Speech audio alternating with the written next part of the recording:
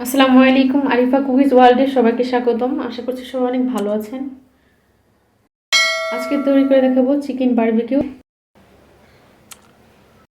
1 table চামচ লেবুর রস নিয়েছি, এতে করে মুরগির একটা স্মেল সেটা দূর হবে আর টেস্টটা অনেক ভালো আসবে।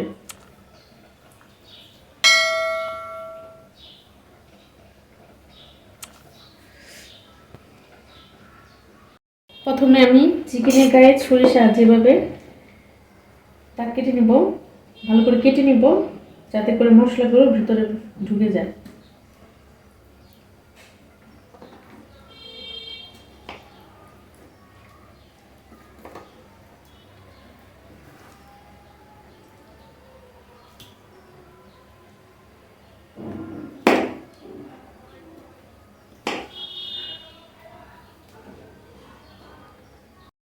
এভাবে করে আমি এই পাশগুলো কেটে নিচ্ছি।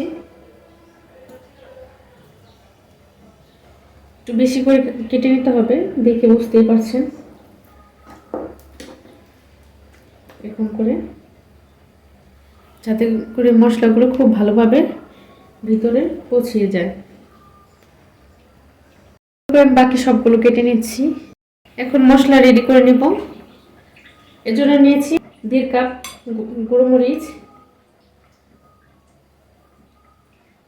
জিরার গুঁড়ো, সজের গুঁড়ো, কালো গোলমরিচের গুঁড়ো, আপনারা সাদাটাও নিতে পারেন, কোনো সমস্যা নেই, আর বারবিকিউ মশলা। বারবিকিউ মশলা কিনতে পাওয়া যায় বিভিন্ন ব্র্যান্ডের, যে কোনো একটা নিলেই হবে। আর এর মধ্যে দিয়ে দিচ্ছি মিষ্টি দই, টক দই, আর দিচ্ছি 1 টেবিল চামচ আদা বাটা আর 1 টেবিল চামচ রসুন বাটা। দুটো একসাথে বেটে নিয়েছি। দিচ্ছি টমেটো সস, দিচ্ছি বারবিকিউ সস 1 টেবিল চামচ,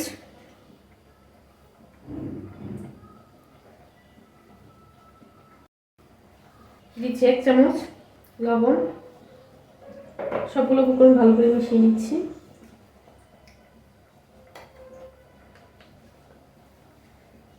টেবিল চামচ গুঁড়া মশলা দিয়ে সবগুলো উপকরণ ভালো করে মিশিয়ে নিয়েছি।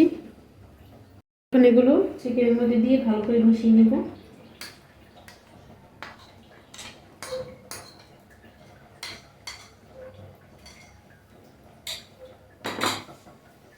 ভালো করে হাত দিয়ে চিকেনের জায়গা ভালো করে ভাবে ঢুকিয়ে দিতে হবে।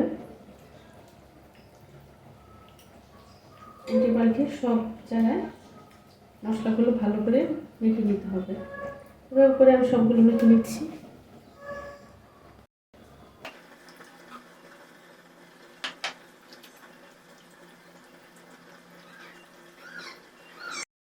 আমার হাতে সময় নেই, এর জন্য আমি 5 ঘন্টা ম্যারিনেট করে রেখে দিচ্ছি। আর আপনারা চেষ্টা করবেন ওভারনাইট ম্যারিনেট করে রেখে দিতে, এতে করে রেজাল্টটা খুব ভালো আসে।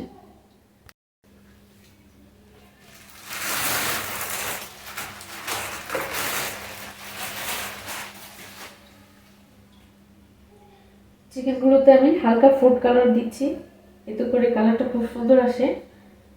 অবশ্যই রান্না করার কিছুক্ষণ আগে দিবেন, এতে করে কালারগুলো চিকেনের ভিতরে ঢুকে যাবে না আর দেখতে খুব সুন্দর লাগবে। আমি এখানে অরেঞ্জ কালার ইউজ করেছি। এভাবে আমি সবগুলো চিকেন ভালো করে মেখে নিচ্ছি। ফুড কালার দিয়ে ম্যারিনেট করা হয়ে গেছে, এটা পুরোটাই অপশনাল। চুলায় আমি একটি প্যান বসিয়ে দিচ্ছি, দিয়ে দিচ্ছি সরিষার তেল।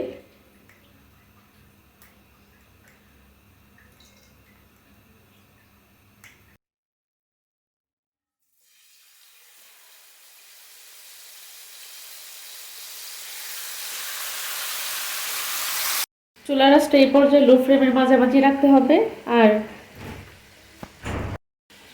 35 থেকে 40 সেকেন্ড উল্টি পাল্টিয়ে ফ্রাই করে নিব।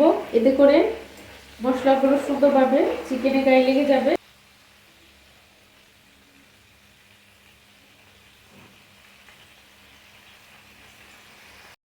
চিকেনগুলোকে এখন ঢেকে 10 মিনিট কুক করবো, এতে করে যেন ভালোভাবে চিকেনগুলো সেদ্ধ হয়ে যায়।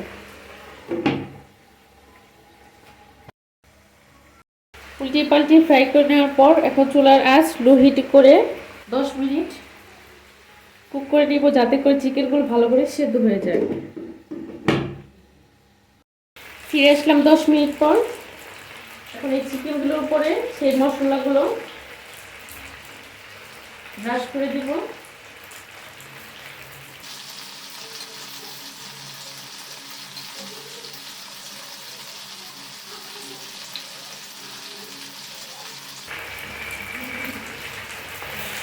করে উল্টে দিচ্ছি।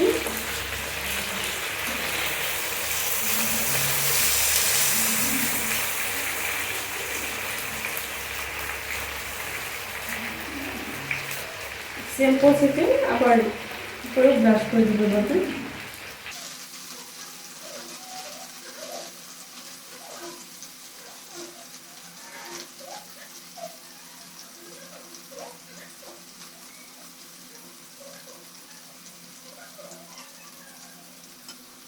ঢাকনা দিয়ে ঢেকে দিচ্ছি।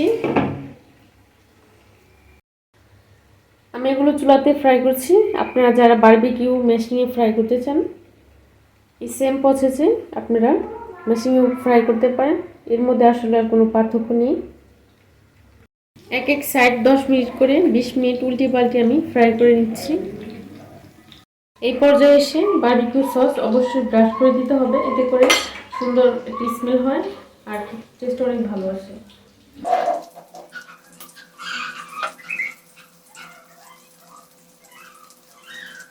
সেম প্রসেসে আমি উল্টিয়ে দিচ্ছি।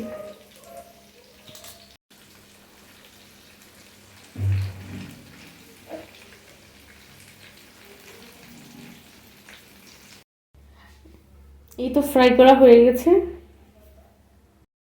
আর যখন মশলা উপরে ব্রাশ করে দিবেন তখন খুব অল্প পরিমাণে দিবেন, বেশি পরিমাণ হয়ে গেলে কিন্তু মশলা পুড়ে চিকেনটা পুরো পুরো হয়ে যাবে বেশি। এখন আমি এগুলোকে উঠিয়ে নিচ্ছি।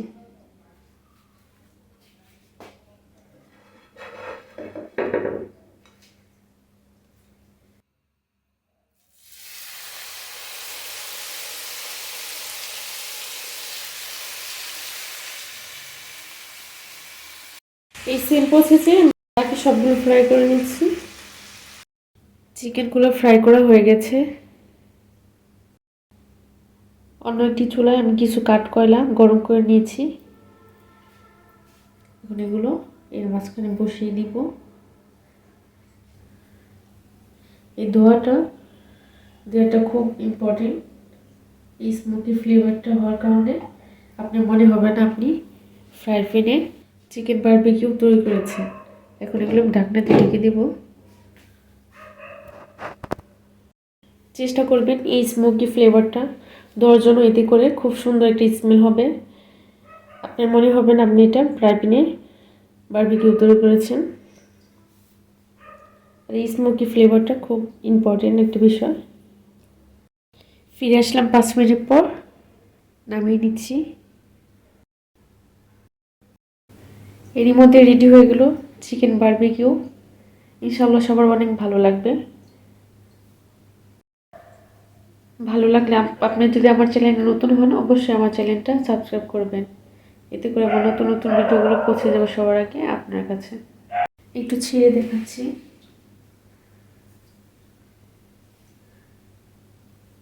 দেখুন কতটা জুসি হয়েছে।